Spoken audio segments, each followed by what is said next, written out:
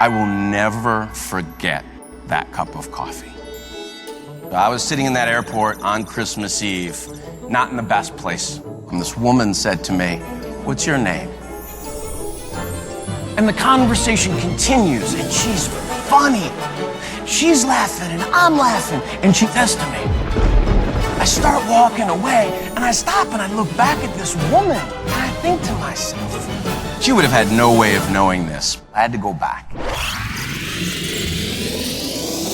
And when I travel these days, I always wear earbuds, so I'm rocking out to Coldplay, and I see the sign, I get in line, and there's one woman in front of me, and she's having a very animated conversation with the barista. I couldn't hear what she was saying, but she's kind of waving her arms, and they're both smiling and laughing. So I wasn't in a rush, but out of curiosity, I popped out my earbuds. And sure enough, they were going on about their holidays and their plans and the kids and presents, and she starts to move down the line. So it's my turn to order.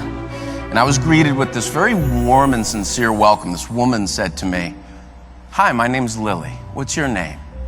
I said, "I'm Ryan." She said, "Ryan, what can I make for you today?" I said, I want a grande pumpkin spice latte. She said, "You want whipped cream on that, don't you?" I said, yeah, I want the whipped cream. She said, "I'll tell you what I'm going to do." She said, "I'm going to make it extra hot, load it up with whipped cream, sprinkle a little nutmeg on top. That's how I like it. You're going to love it." I said, "Sounds great." She said, "Where are you going?" I said, "Cleveland." She said, "Are you going back to Cleveland to spend the holiday with your family?" I said, "Yes." And the conversation continues, and she's funny. She's asking me questions about my family and our holiday traditions. She's laughing, and I'm laughing. And she hands me my drink and says to me, "Ryan, have a safe trip back to Cleveland.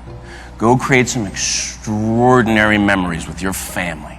When you come back through the Minneapolis airport, I want you to stop here and tell me all about it."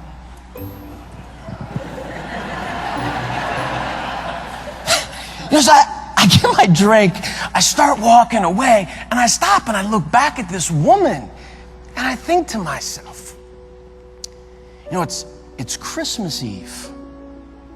Most people would rather be anywhere else in the world than serving coffee in an airport. Not her. It was like she was meant to be there. And I couldn't help myself. I had to go back. So I did. I walked back and I said, "Excuse me, Lily." And she jumps around. "Ryan, is everything okay with the latte?" I said, "No." I said, "The latte is perfect. I just had to come back and ask you, what is your secret to making such meaningful connections over serving coffee?" Well, she corrected me. She said, "Ryan, I'm not serving coffee." I said, "Okay, what are you doing?" And what she told me was, "I'm pouring happiness into people's lives." I said, "You're pouring what?" She wants to be happy in her life. She wants to be around happy people. So she chooses, even on Christmas Eve, to smile, to have fun, to help people, to just be happy. It's interesting, when I met Lily, and she would have had no way of knowing this, but I was pretty heavy in the heart and had a lot on my mind. My parents, both retired school teachers, married 45 years. About 3 months before that holiday, I got a call from Mom. We got some really tough medical news about Dad. It was a terminal diagnosis, and we knew we probably weren't going to have a lot of time. So I was sitting in that airport on Christmas Eve, not in the best place in the world.